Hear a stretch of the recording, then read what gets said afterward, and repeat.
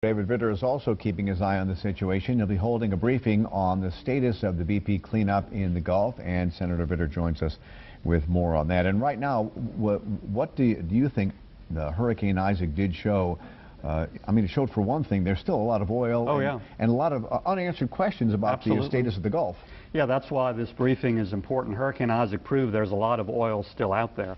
Problem is, BP is doing nothing to proactively find it and clean it up, simply reacting when it gets pushed ashore in tar balls or tar mats because of weather.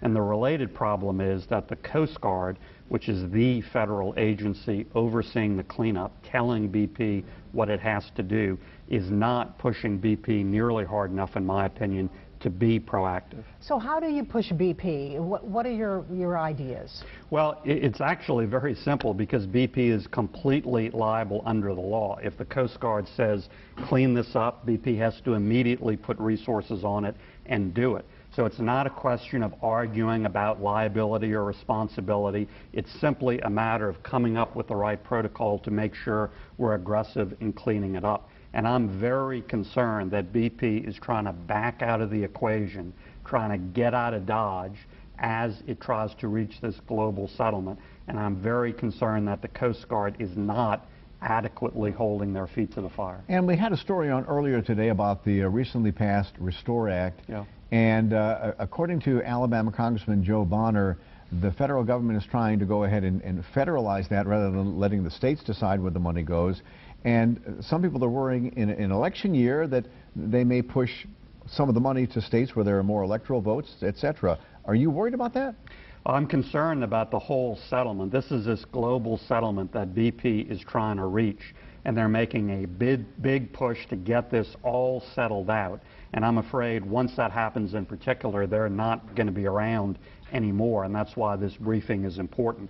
In terms of NRDA versus Restore, it's pretty complicated. There are some arguments that actually Louisiana does better compared to the other Gulf Coast states under NRDA than under Restore. But we have very able Louisiana negotiators headed by Garrett Graves, who's going to be at the briefing today, negotiating this settlement issue. And excuse me, but that's separate from the fines that are going to be split up among the 5 states, right? Yeah, the NRDA process is separate from the Clean Water Act fines, which are 80% of which go to the Gulf Coast under Restore. However, in this global settlement, both of those things are being negotiated. And the question is, when will we start seeing the money coming to Louisiana? Yeah, well, it's been very slow. You know, a year ago, BP committed to the first $1 billion and made a lot of hoopla about it. The problem is only about $60 million has actually been paid and spent in restoration efforts. So it's been slow. We're going to talk about that at the briefing as well. So quickly, what do you hope to come out of this briefing today? A much more aggressive, proactive effort to clean up the oil that remains in the Gulf. Aggressive and proactive by BP and by the Coast Guard, which has the responsibility of telling BP what to do, riding herd on it. All right, Senator David Vitter, thank you very much. You. We appreciate that. Thanks.